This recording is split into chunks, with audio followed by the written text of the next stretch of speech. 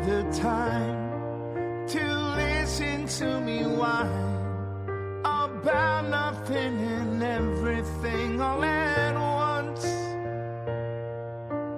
I am one of those melodramatic Reeher. Yep. That guy got lost. I got lost in the music. Boy, do we have a show today. Holy cow. Welcome to the Jim Reith Show podcast, the Jim Reith Show Unleashed podcast, he said. That's what it's called. Rented lips. It's hard. It's a Monday today. It really feels like it. It does. No, normally doesn't, but it feels like a Monday today. This is episode 62. I do have a Yahoo of the week, and it's actually the NCAA. the whole organization. This portal thing's out of control, and I would say Exhibit A, as proof, is this SU player, right? He's in his 6th year, his 5th different team in 5 years. That's not what the portal's meant to be. No. But like all Americans, he's chosen to take it to the extreme, like we do everything. Because he probably knows he's not going to make it in the NFL, so he might as well get his money now. Get your money now. That's exactly right. And I don't have any problem with it because he's taking advantage of the system. The system needs a change. He's the Bob Uecker of NCAA football, apparently. He is. And they're good. We have a good guy, too, man. We have a really good guy this week. It's Syracuse police officer James Pastorello. He's the police officer that found the woman who was sleeping in Oakwood Cemetery on her husband's grave. And I'm talking about for months, in Oakwood Cemetery. She was homeless. And the officer didn't drive by. He got out and found out what was going on, helped take care of it. And she's off the street now. So that is our good guy for sure. Grant Reeher's coming up, our official political analyst for the Jim Reith Show Unleashed podcast.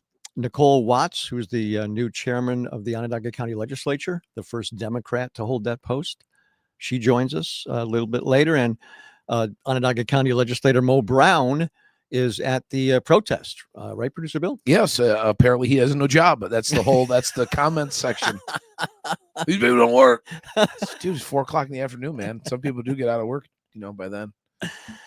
Yep, that's Syracuse.com comments. Yeah. I read none of them. Hey, look, if it's peaceful, I don't care what side you're on. Correct. It's okay with me. That's what America's all about, man. Seriously. The most influential times were decided by protests for this country. And I was a child. I was, 5, 6. Well, in 1969, I was 11. So I was cognizant of what was going on for sure. Civil rights movement. Yep. And then in the 70s, you had the women's rights movement, and people forget that. That was a huge thing back then. I mean, women couldn't even have their own credit cards or bank accounts in the 70s. That's ridiculous. So that's all taken care of now. But yes, big major issues. But these are huge major issues now, too. And I never thought that we'd have to face major issues like this in our lifetime. But here we are, and we'll talk to Grant Reeher certainly about that. I do want to talk about Rick Gary quickly, too, because he was let go from Galaxy Media. And this is a super tough thing because this is a part of the radio business. Everybody gets fired. Rick's been fired before. I was fired, 3 or 4 times. Okay. So it's part of the business usually, but for him, no, it shouldn't be unceremonious at all for him. It should have been a whole big thing. And that's why I was surprised and maybe because he did it on his own accord, how Jim Lurch went out. He kind of, did it on his own. On his program, he had a week there that he kind of had countdown. He did his last show. That was perfect. Yes. What are they worried about? Rick Gary's going to tear down the radio station on, live. I think that's probably what everybody worries about these days because there are idiots that have done that in the past. Right, but Rick would not do that. No, he's the consummate professional. Yes. So I don't know what's behind it, and I don't want to know what's behind it. It's none of my business. It has to do with their business, I'm sure.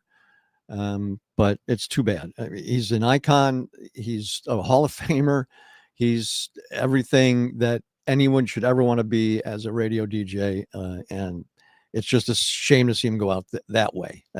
It's terrible, actually. But life goes on, and life goes on for the entertainment world, producer Bill, I didn't watch it, the Golden Globes. I didn't watch it either. I don't watch any of that stuff, but I enjoy seeing who won.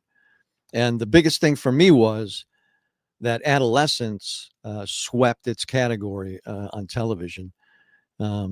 Stephen Graham won for Best Actor, and the kid won for Best Supporting Actor. And I should have written his name down, and I didn't.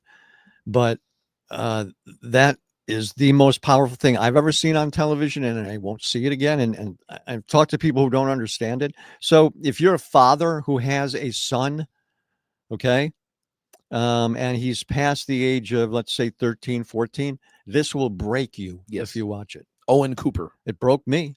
Owen Cooper, yes. He is incredible. Yeah, there's that one scene in that one episode that it's his first acting job. Yeah. He was remarkable. So I caution you, it's tough, boy, it is tough, but man. And Stephen Graham, I love Stephen Graham. He's in everything. You would recognize his face because he is literally in everything. He's the character actor of this generation. And he wrote this and starred in it. It's just amazing stuff, really is. And I didn't see any other stuff. What was the big winner? The DiCaprio movie? Yeah, right? It's the new one with it's kind of everything. Sean Penn's in it too. It's controversy, you know, every movie now. What was it called? It is called One Battle After Another. Right. So it won in the musical or comedy category. Yeah. Is it a comedy? I guess it's a dark comedy. Oh, okay. All right. I don't know. It comes up as a drama action thriller. I know, but it's got DiCaprio and Penn, Yeah. Sean Penn. And I think Sean Penn is the best actor of his generation. Daniel Day-Lewis to me is the best actor of all time. But of his generation, I think Sean Penn is right there. And he shut it right down, Daniel Day-Lewis. You don't see him. Yeah, he did. Came back for one more because his son directed it. Yep. And he'll probably win. I don't even know if he's nominated, but if he gets nominated, he'll win. I was flipping through, and There Will Be Blood was on, so I watched a part of it a couple weeks ago. So good. So amazing. So he's a character actor, I guess, and he stays in character all the time. Yep.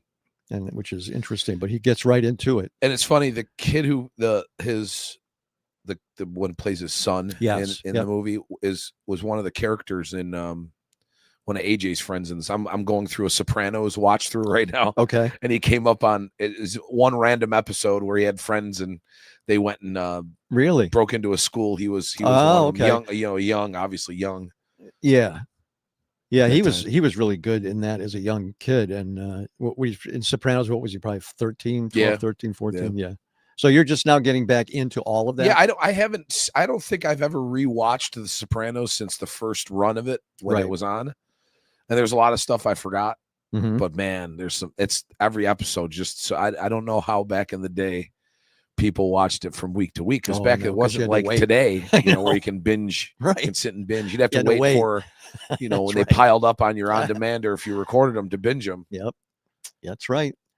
Yeah, it's also remarkable. That series is remarkable to me in that from the beginning it was very good from the first one, but it gets better as each season goes on. Yes, that's rare, but it did. Yeah, because the stories expanded, and you got and the actors got better at what they were doing. I mean, it really is a great series, and it's cool that you're getting back into it. We're just waiting for our official political analyst Grant Reeher to join us, because we certainly have a lot of stuff to talk about. I think we're all pretty stunned by the fact that an ICE agent shot and killed a woman in her car when she clearly was not trying to hit him. And then they lied about everything afterwards. A public relations expert will tell you that it's not what you do, it's how you react to what you've done. Yeah. And I think they have not learned that lesson at all. No. He has joined us now, as a matter of fact. So we are going to welcome in our official political analyst for the Jim Reith Show Unleashed podcast, Grant Reeher from Syracuse University's Maxwell School. How are you, sir? Good. How are you? Man, he's still got that headset thing, man. We still don't have one. We got to get you that. That headset thing. Dang. Granny's, he's jealous of your headset thing. I am. I want that microphone. It was. I got to tell you, it was $25. I got a recommendation. I got a recommendation for it from someone who was an executive at I think it was Dell. And I said, I want something cheap and good. And she said, this is what you want. And so I've been very happy. It does sound good. As we yak in $200 microphones, Grant's got the $25 headset microphone going on. All right, I'm going to talk about, of course, Venezuela first. You know, what we've done there is remarkable, to say the least. You know, I hear the arguments that this has been done before. I would say not like this, but what's your take on the whole Venezuela situation? Well, it's a huge question. I'll try to boil it down to three things. You mentioned the conversation of whether we've done things like this before and what the precedents are. I think the question of the legality of this is very complicated. And part of the reason for that is that our institutions really haven't wanted to provide a clear answer to this since Vietnam. And so in the aftermath of Vietnam, there was legislation passed that, you know, limited the president's authority to take unilateral action militarily. But then almost immediately we moved away from that.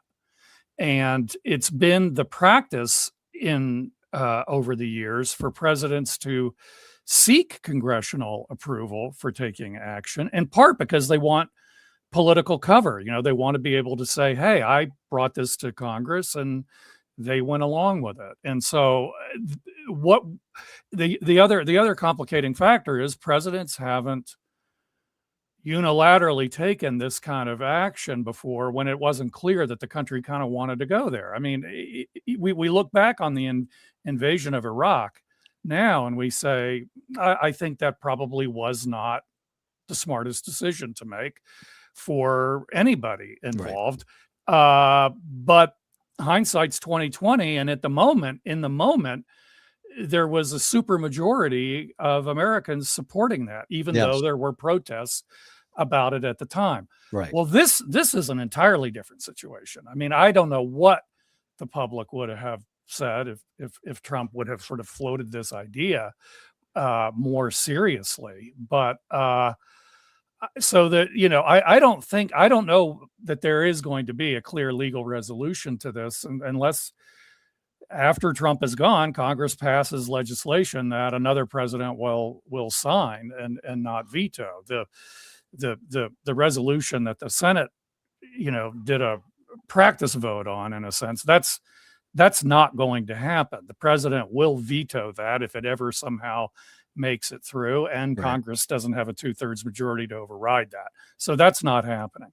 So that's the first thing. I guess the second thing is, I think a lot of it is to be determined. I mean, if ultimately this turns out to be something good for the Venezuelan people, which is an open question right now, but if it turns out to be something good for them, if they enjoy greater freedoms, their economy somehow turns around a little bit with a change in leadership, and the United States gets, you know, to sell some oil out of the deal, I suppose people would look at this saying, okay, this wasn't the worst thing in the world to do. Do we want to empower the next president to do something like that? Maybe not. So, you know, and then I think the final thing is just how it plays into all the other stuff exactly that the Trump administration is doing. And that is a more general observation, which is kind of mundane on my part, but it just feels like the country never gets a break. It's like we go from one thing to the next, to the next, to the next. And the next thing, unfortunately, well, first of all, he's talking about Cuba now, and he's talking about it more. You know, you got to take care of the countries that we take over. There's no leadership right now in Venezuela. Who knows what the hell is going to happen there?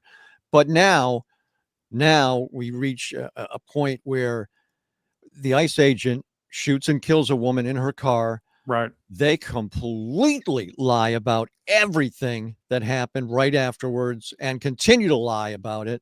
And there's no repercussions. I mean, certainly people are protesting, but nothing's happened to them.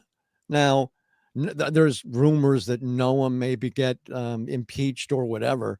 But as far as Trump goes and his administration, too bad. Yeah, that one is very tragic. And one of the things that it reminds me of is the situation that we had here locally when there was the teenagers that The van. stole the car. Yeah. Yes. And I think the reason why it reminds me of it is that if you put yourself, if you abstract all of the whatever happened before out of it, and you try to put yourself in the agent's shoes in that moment, and you look at the video, frankly, I mean, I'm not a legal expert, but I don't think there's enough there to convict anybody, because who knows where that car is going necessarily. I look at it and I say, I wish if it were me, I wouldn't have shot that woman. That I would have stepped out of the way, that if she's done something that needs to be dealt with, that, you know, they've got the license plate number, they figure it out later.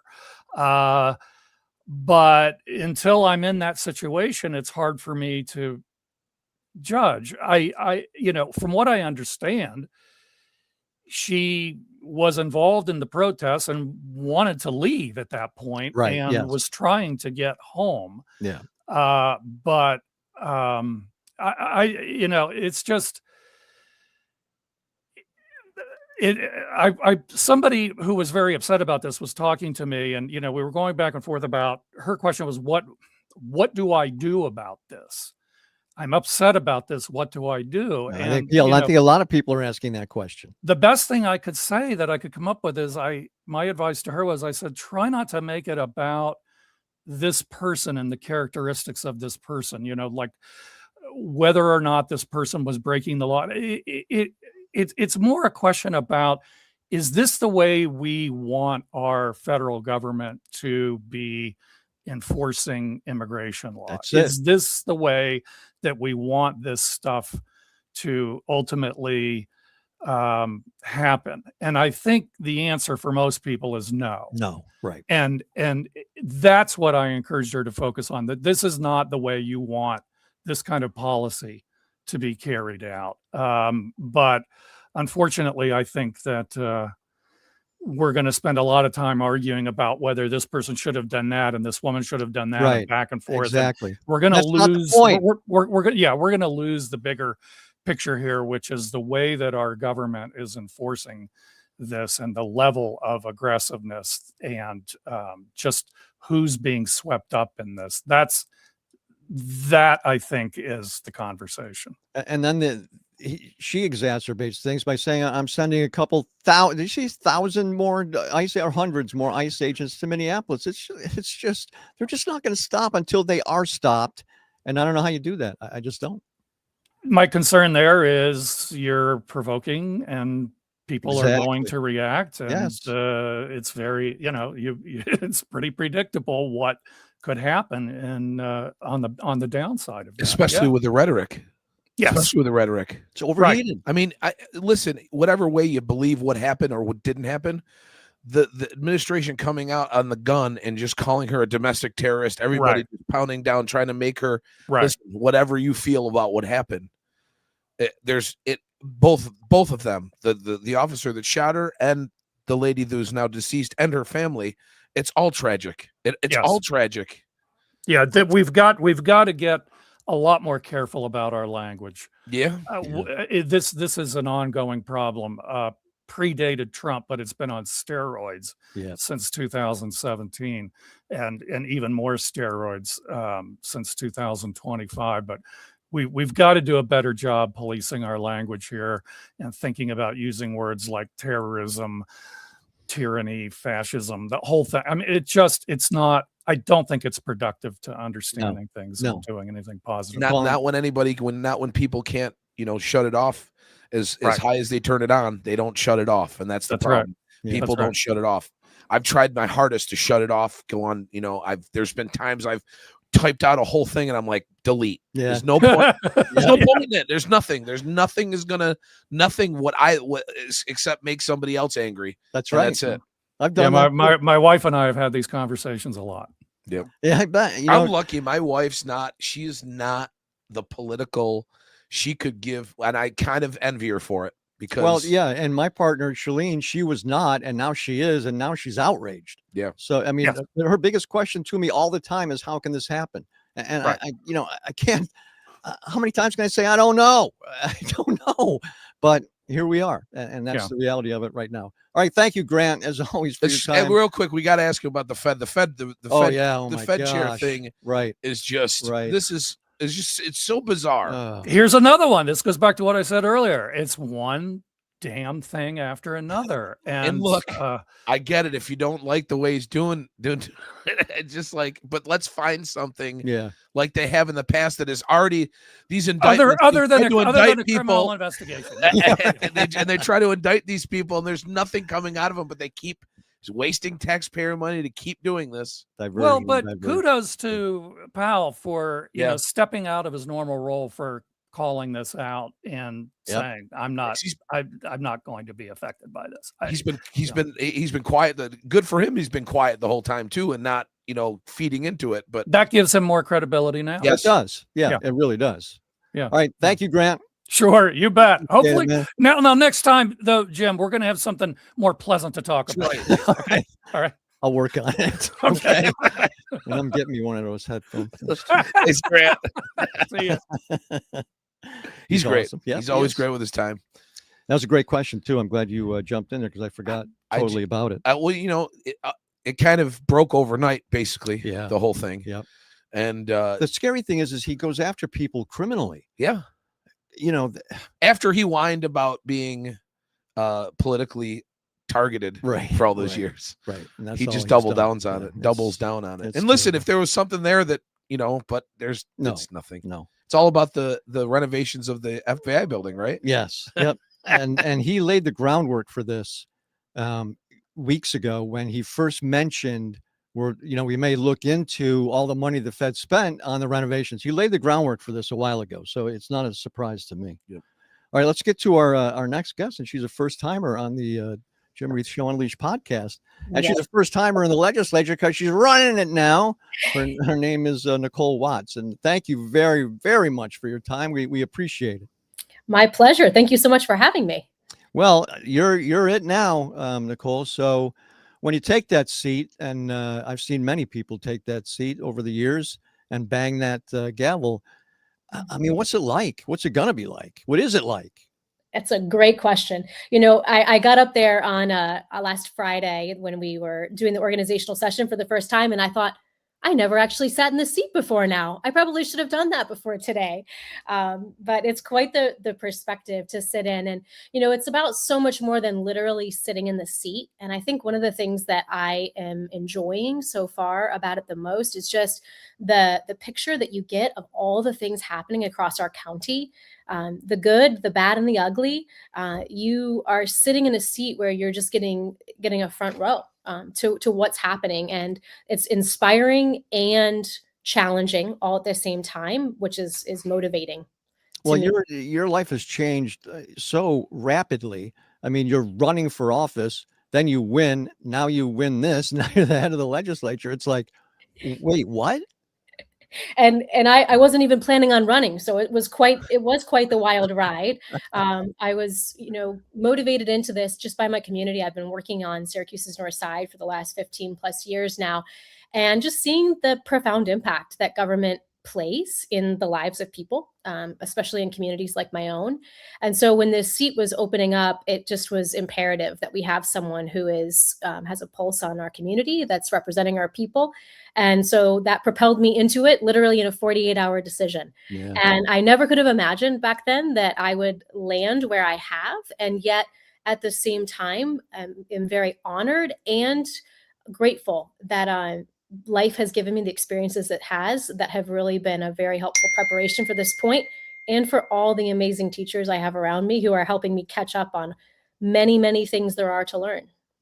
Am I hallucinating? Was that just a big ping, Producer Bill? Yes, it was. Did you hear that? So I think we're okay though. All right, thank you. Good. All right, so given the rhetoric nationally, and given the press release that a Republican gentleman put out about the new legislature, what's the conversation been like so far between the Democrats and the Republicans on the legislature?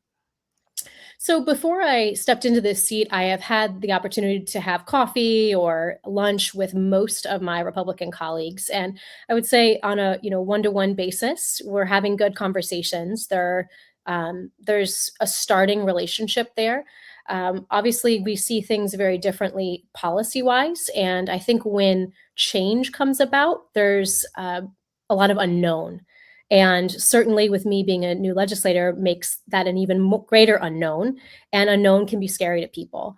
And we also live in a really volatile age. You all were just talking about that before I hopped on here. Just the rhetoric is over the top. And so my hope is that as we all adjust to this change, that we can find a way to work together, because our county needs us to.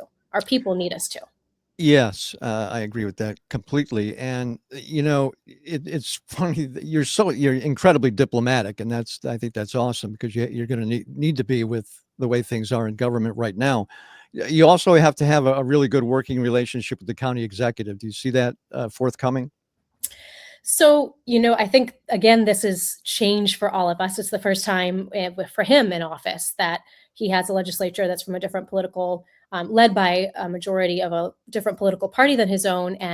But I would say the meetings and the conversations that we've had for the most part have been working relationship. I was able to meet with him end of last week, and we had good conversations. Again, there's going to be things where we vehemently disagree, but hopefully there's more things that we can agree on, because our county will be stronger if we can find ways to work together to move some things forward for our people. Well, it's a very, very important time in county history with Micron breaking ground this coming Friday. It's imperative that the county legislature act as one whenever possible. And I know that you guys have all talked about this, right? Absolutely. In different spaces and places, we've been having these conversations with Micron Plus, I like to say, because we often hyperfixate on that one piece, very important piece of the development, but it's part of a much larger picture. And we have like the Inner Harbor development work going on. We have the regional market development going on. We have Micron. We have all of the 81 impacts going on in our community. Right. I could keep going. And it's an exciting time to be in Syracuse, I believe. However, we have to handle it with great levels of wisdom and discernment as we make these decisions, because the ripple effects of some of the decisions that we are making literally in this legislative year could have profound impacts, most especially on the most vulnerable in our community, which is of special interest to me. Right. And as an example is when 81 was first built where it is. It just destroyed the Fifth Ward and destroyed a community, not just a neighborhood. It destroyed the entire community. And so when it comes down, we have to be careful not to do the exact same thing, right? Absolutely. Yes. There's so many ways where these decisions seem docile, or they even seem good. But if we aren't really looking at the underbelly of things, I think whenever we're making decisions, we should always assume there's an underbelly we need to be paying attention to, and really be being mindful of that to try to mitigate those issues and those problems that could be coming down the road as best as we can. That's part of the responsibility of what it means to be in local government. Now, you mentioned the regional market project, and before we wrap up, I do want to talk about that, because that's also an important component to that whole area. The market is in need of repair, and so now it looks like it's really going to be refreshing when it's finished. Yes, it's in my district, so I have a special interest in it at the northern edge, and a lot of the people from our community, they count on that as a major part of their food source. There are people who have started farms or urban farming opportunities to sell at the market. It is a amazing entrepreneurial space and a space of community. And I would love to see it develop into some of the vision that they have for it. And we need to just be mindful with it and all the connected development projects right around there of how are we making sure that that development is benefiting those who most immediately call that area home 1st and foremost. I have no doubt it'll benefit our whole region. So we need to make sure that it also benefits the people who are neighbors to Well, it. I think that's overlooked too often. I think that we look at too much of the economic impact on things and then don't understand how it impacts, especially in an urban neighborhood, the residents who live there. And we need more forethought about that stuff. Exactly, which is part of the reason why I ran for office in the first place and why I'm really excited to be sitting in this seat, is to ask those really important questions and make sure that the voices that need to be at those decision-making tables are present. Well, we're excited that you're in that seat, and it's going to be interesting to watch what happens between, the legislators and the legislature and the county executive. Thank you, Nicole, for your time. We appreciate it very much, and we'll be in touch again. My pleasure. Thank you so much. Thank you. Yeah, she's awesome. I Yeah. like her. We've said it a billion times on this program that there was never really partisan politics locally. Right. Back Exactly. in the day, we did with Joni and Fitzy Yes. and everybody. Everybody is allowed on the program. Yes. Is allowed on the program. Stephanie Miner. Yep. We've had them all. We did them all, and yes. there was no gotcha. It was two sides. After a while, got together and they worked together, and that's Right. was one thing. And this is really the first time it's really disheartening to see that the comments from Rich McCarron, and the legend, the leader of the Republicans. So you have that letter or that press release, whatever it was. Yeah. So this is what we're talking about. We never had this back in the day. Not this language. Okay. You had press releases that went out that would kind of criticize a political opponent or whatever, or criticize like a bill that had just been done, whatever. Okay. Not this kind of language. It's ridiculous. This is Onondaga County. I got to take my glasses off to read. Yes, I am nearsighted, not farsighted. So people say, wait, you don't have to have glasses to read, but you have to have glasses. That's correct. And I want to talk about it. Now, it says Democrats are expected to elect Nicole Watts as chair of the legislature and Mo Brown as chair of Ways and Means, the powerful committee that has jurisdiction over counter spending. The leadership state reflects a shift toward far left city-centered priorities that are out of step with the moderate voters many Democratic legislators represent. Well, you sure don't represent the moderate voters, bud. And this is obviously and this getting shared by Rich. With his comment on it, he's running for he wants to take Rachel May's spot. Yes, so it's all political. Yes, well, guy obviously politics. But look what he says in his thing. I mean, that was Tim Burtis. What I just read. McCarron's like, get ready for a far left progressive agenda pushed by the new Democrat Working Families Party majority in our legislature. Be prepared for a declining fund balance, tax increases, and potential rhetoric from leaders are in quotation marks, who have pushed it to fund the police publicly. Okay, see, we talked about this stuff doesn't work anymore. It doesn't work. Nope. This defund the police. No one's talking about taking all the money away from the police. This stuff doesn't work. This junk doesn't work. So good luck. Yeah. But like I said, and like you said correctly, we never had this stuff here before. Not like that. Never. What do you... Okay, well, it always was, and we'll live with it. It always, up until recently, when the yard signs and stuff, there was never an R or a D on the yard signs around, with most stuff. of them there still aren't. Yeah. A lot of them there still aren't. I don't think people, when you're trying for votes, all you want is your name out there. I don't think many. Well, what do you think? Do you think many people still will go into a voting booth and just go R? Oh yeah. Oh, you do? Oh yeah. Sorry about definitely. That. Okay. Yeah, well, there's that's too people bad. that are staunch, on both sides. That's terrible. I think I won't, one of my rules is I don't care who it is. Yeah. If they're not, if you are running unopposed, my vote, I don't give, even if it's the person that I would vote for, because I don't have a choice. Right.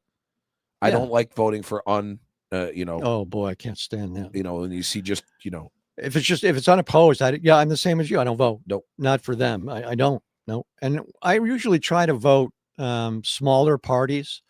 Like if I'm going to vote for a Republican, I'll vote on the conservative line if they're the same, and working families or whatever on the Democrat side. I try to support the smaller For the longest time, I was registered independent. I've never been registered at all in either party, or independent. I'm just an independent. Yeah. You No, you can register as an independent. I don't register. As yeah, that's my. I'm not an I'm not in. We're anything. I am now registered. I am part of the Democrat Party. Oh yeah, because you were going to run there. Yeah. Yeah, and for primary reasons, back a couple of elections ago, I did run. I did finally go Democrat. I'm liberal. Yeah, you are. I'm a left. See, here's the lunatic. thing that angered me about that. Because it wasn't your turn to run. Now, I'm sure there's people who were going to run that have been working for the party, the Democrat Party, out and about and being political, and maybe they've run before, maybe they got signatures for somebody or whatever. That shouldn't matter. No. It shouldn't matter at all. I need to get more involved, and I want to get more involved in my local party. The politics around. Well, my philosophy. I want to hook up with Rob Santucci and just kind of see how the local politics works. Your lawn sign, to me, your lawn sign should say Bill Ali. If Santucci can win, come on. I think that's what it should say. So poor Rob. Yeah, he's something. Congratulations to him. That's awesome. Yeah. And once you step in that office, it's just like we were talking to the chairman of the Ledge, Nicole Watts. It's like sitting behind that desk up there.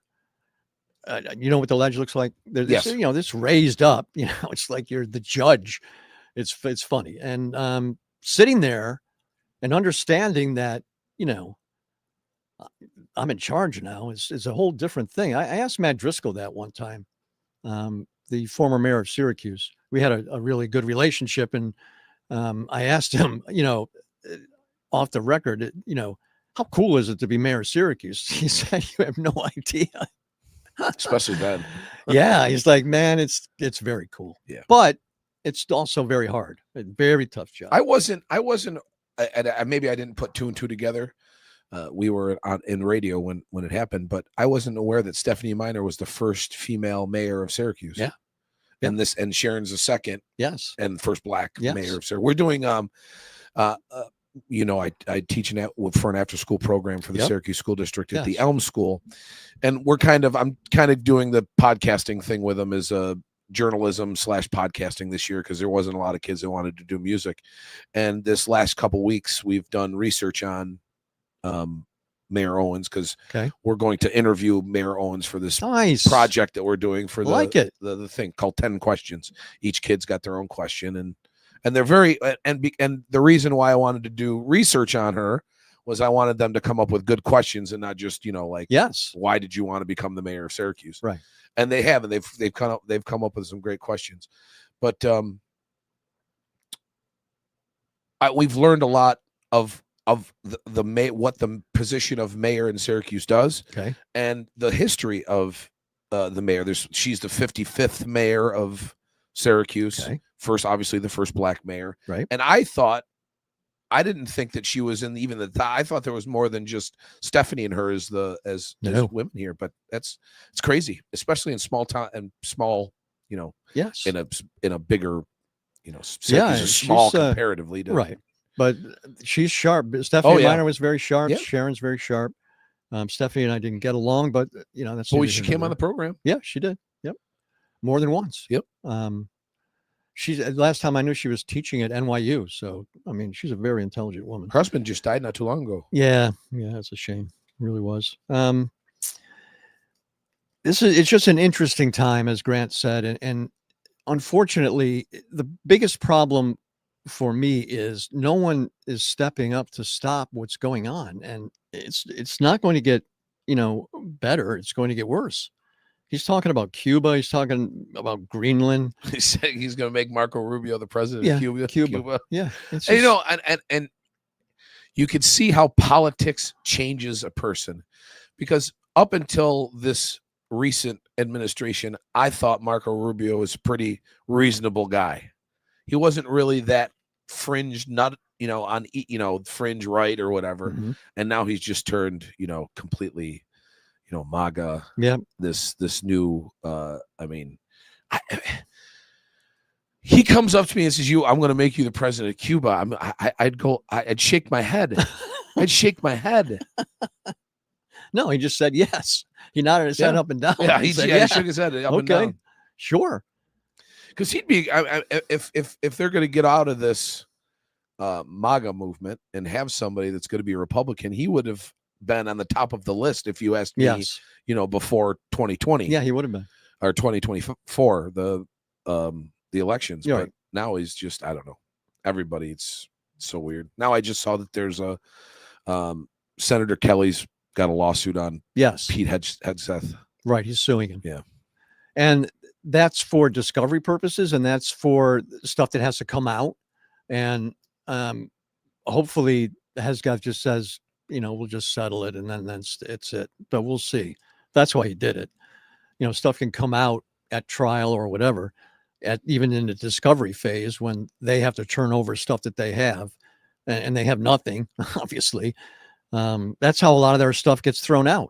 When, you go to court, you have to have evidence. And when you don't, the judge is just like, just get out. And that has happened more than once. So look at these indictments that they've tried on. Oh, geez. Letitia James and Comey. I don't think they'll get one on the Fed guy either. I don't think so. No, especially if they didn't get the other ones. Right. Right. So while we're waiting for our next guest, what are you watching? Well, like I said, I'm on season 4, episode 8, I think, of The Sopranos. How many seasons is there, by the way? 6 and a half. Okay. It was 6, had 2 parts. Yeah. I remember that. Yeah. And like I said, I got it during the Black Friday sale for real cheap, the complete version of it. And that's about it. SVU is back in action. I watched this new movie called Time Crime, and that's not new. It's I think it's from early 2000s, called Time Crimes. I'm a huge fan of time travel type movies, time slips. Mm-hmm. There's a couple great ones. Things Will Be Better is one of them. Things Are Going to Be Better, I think, something like that. It's a time slip movie. And there's a Japanese movie called The River. It's a comedy. It's more of a comedy, but the same 15 minutes just keeps looping over and over again. And there's these 2 characters that are just off the wall. And I like Japanese stuff. And this is a Spanish movie, and this is a thriller action type movie. And it's a guy is in his yard, and he's got binoculars, and he sees a woman in the woods, and he gets curious, so he goes out there and he finds the woman dead. Then he runs through the woods and he finds a facility where there's a time traveling device in it. Of course there is. And then it's all ensues from there. That's awesome. He goes back in an hour, and then and then once you figure out what's going on, I love that. I love movies when there's a point in the movie where you're like, oh, I see what's going on. Mm-hmm. And I audibly, there's nobody in the room with me. I audibly, right. The oh shit moment, Departed, I call the Departed moment when the elevator opens up and he shoots him. This had that oh shit moment.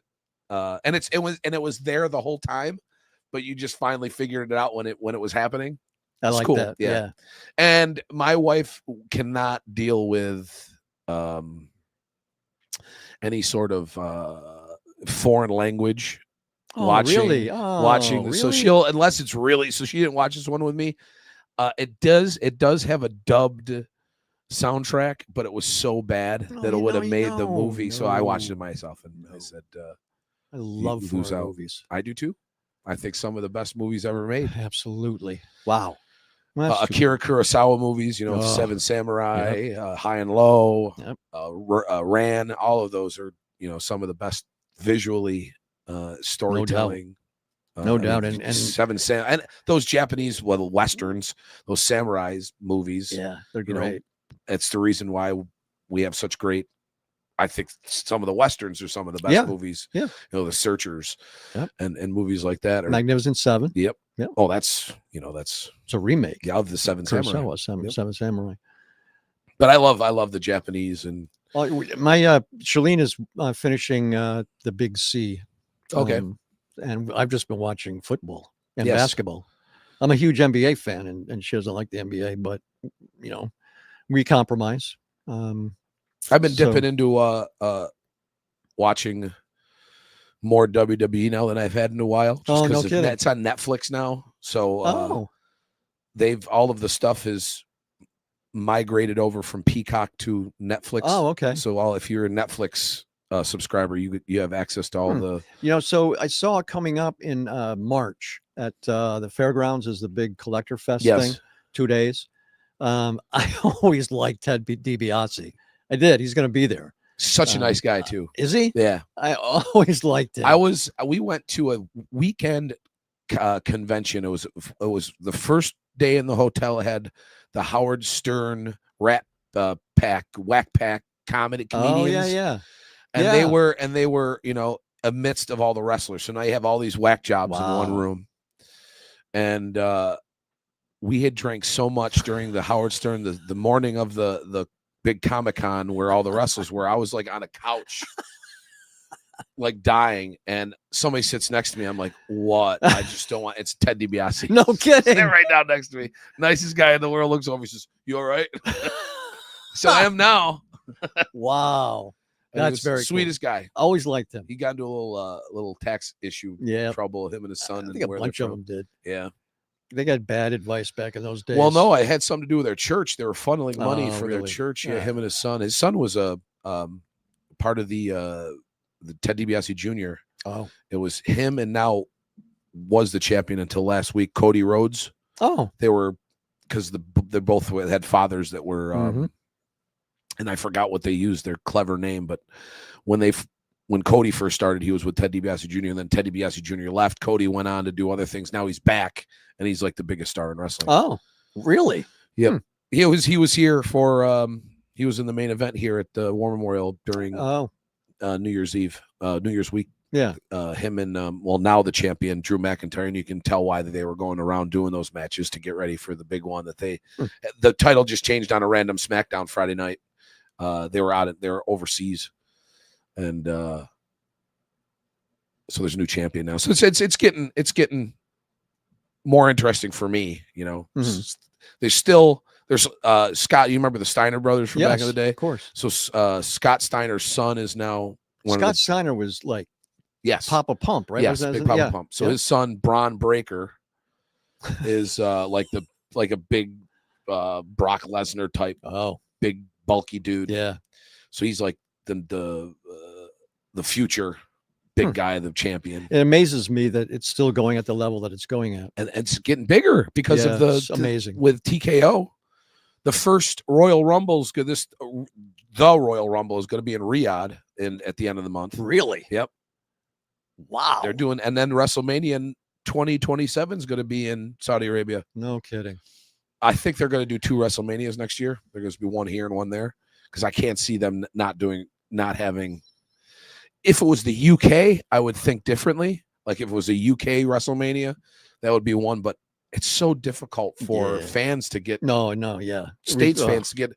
And the funny thing is, so when WWE goes to Saudi Arabia or whatever, those are paid shows. The government pays for those shows. Oh. So the tickets are like dirt cheap for they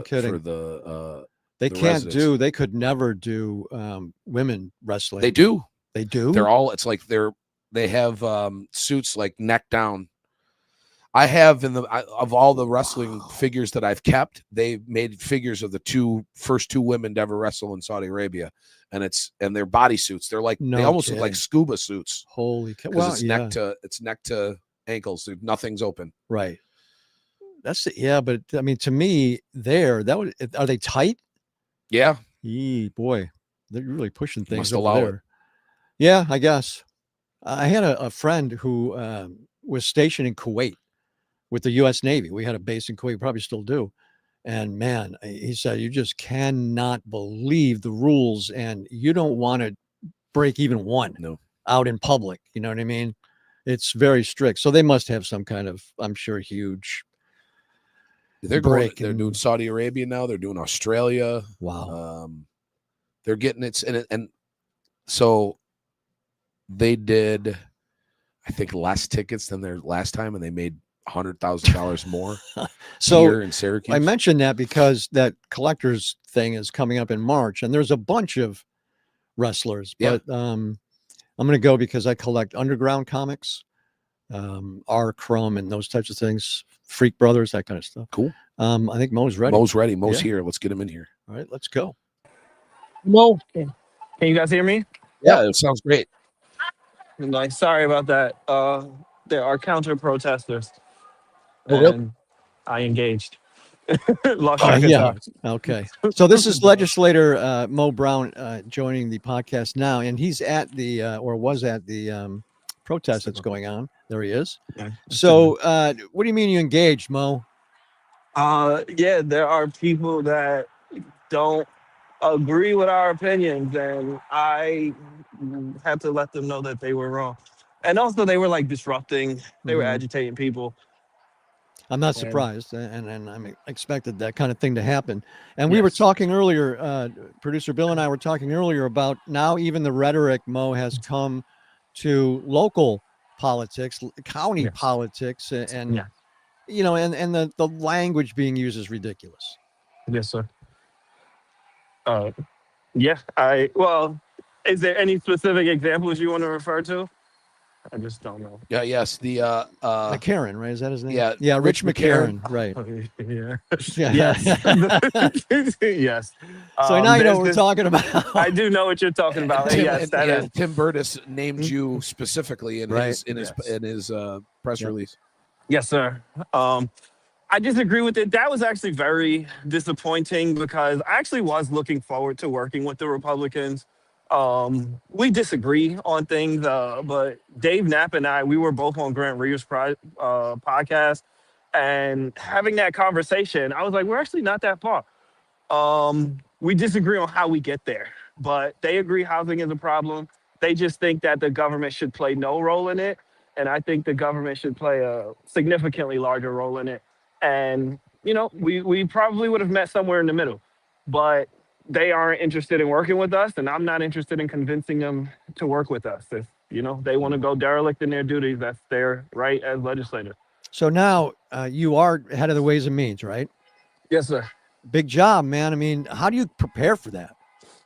So do homework, see what other Ways and Means chairs have done in Onondaga County in the past. I've been looking at Erie County and what their Ways and Means committee has done. It's kind of a reactive committee in that a lot of the work are things that have gone through other committees already, but there are things we can do proactively. Like, for example, IT falls basically solely under Ways and Means, and our legislative website isn't ADA compliant. So like making sure things like that get done because, that's our community. So Yes, a lot absolutely. of homework. Now, Yes, sir. when I was at WEP, the county was, and this is 5 or 6 years ago, the county was talking about a new website for the entire county. Yes, Hasn't sir. happened. I mean, it's awful and it's old, and it's websites should be used to promote the county and should be used to promote things that are happening in the county, and that's not happening on our website for sure. No, sir. Honestly, communication as a whole at the county could be better, but definitely at the legislature. That was actually one of the controversial things at the first budget meeting is we wanted to hire a professional communications director. We wanted somebody that, has a background. So we got the woman who was Mayor Walsh's communications director. We went out and hired her. But in order for her not to take a pay cut, we needed to raise her pay. And the Republicans didn't think that that was worth spending. But, if communications is something important to you, you're going to invest in it. So I'm glad that, the legislature did that. Yeah, and the county's always had a communications director, at least as I remember, but and it is The needed. It is necessary. Oh, the ledge. Saying I'm sorry. the ledge. Right. It's The weird ledge, that the the ledge. ledge Yep, wouldn't. Yeah. And in these days with how quick information needs to get out and how much information needs to get out, I would think it's almost an essential position. Yeah, I put it really high on our priorities list. Honestly, I wanted to raise her pay more, like to attract better candidates. I think messaging is so huge in the age of, Trump, but also the amount of misinformation, just the amount of people that don't know they can't get lead testing, the amount of people that don't know that the county is training lead contractors to become EPA certified with lead. Like people just don't know that. And it's because we haven't messaged properly. It's because we haven't prioritized messaging. So I'm looking forward to doing things like that going forward. that is important. And social media also is Yep. extremely important. Now, I think the county executive's office uses social media very well. I think the Yes. legislature needs to tune it up. Yes. And honestly, like the executive's office has kind of set the standard and we have to meet that. And historically, the legislature has not. And, he's allowed to put his messaging out. And I actually do think the county executive does a really good job getting his message out. He But we does. need to get ours out as well. You do. And now, Yes. so you see this, Mo, being an antagonistic relationship for like the foreseeable future? I would hope not. Like, I would hope that, reason came to be. Like I said, I was disappointed that they went right to that. If you look at 2 years ago when I first came in, we voted for the staff 17 zip. We opposed the chair vote. We voted for Chris.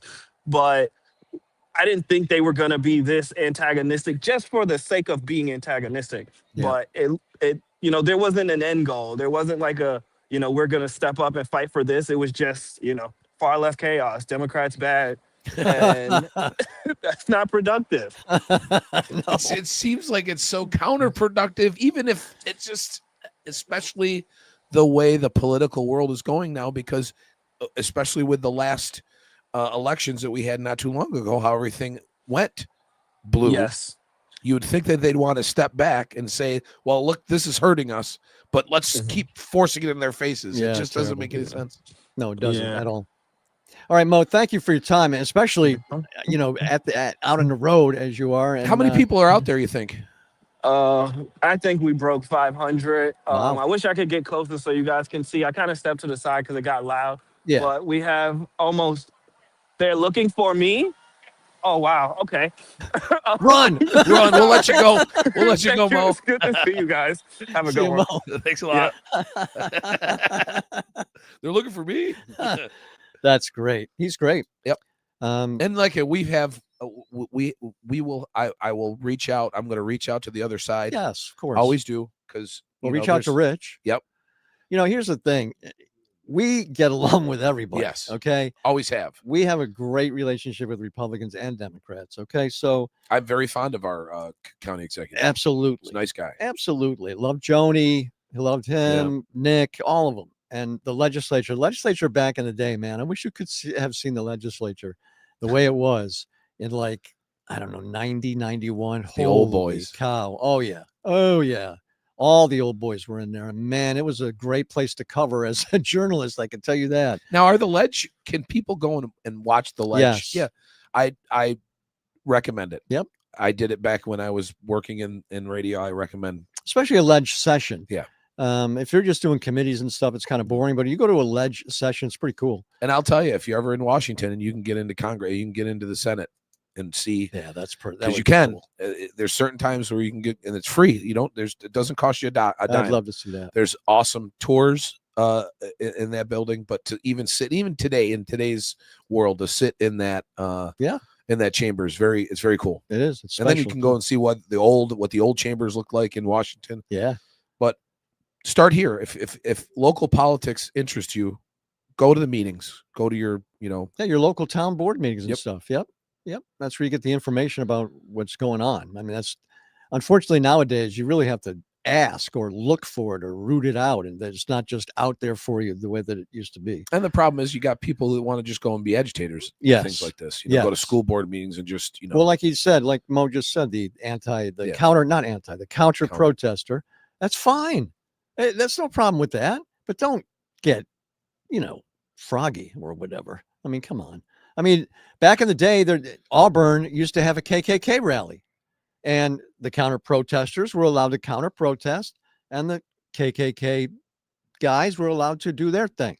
That's the way it should be. This violence that's just ridiculous. It's last resort, and you've already lost. Okay, the war. You've lost the war. Maybe you're going to win a battle because you're going to use violence, but you've lost the war already. So, and obviously looting and rioting. Oh, it's just I'll never understand that. Let's go break everything in our community. In my neighborhood, we're pissed. I'm going to break John's bodega because I'm pissed. It doesn't make any sense. And the next day, it's like, how come John's bodega's closed? I know. Where's John at? All right, that's a great pod. I think there's 3 great guests, man. Next week's going to be good too. It's going to be good. county executive's going to be on next week after they break ground on Micron, so he can just. And we're going to talk about this new space that a new local Oh, theater good. company, Yeah, good. Yeah. Garrett Heater is going to be on next Tuesday because of the holiday. Yes. I'm taking my spawn Yes. away, and she's going to go into the water park, and I'm going to sit with a margarita on the bench. Beautiful. That's the way it should be. And maybe we should try to get Brent Aggs. Oh, yeah. All right, let's get Brent Aggs on. We haven't had him on a while. All right, so there's 3 for next week. There you go. Beautiful. Take care of yourselves, okay? God willing, we're back at it next time on the Jim Reith Show Unleashed podcast.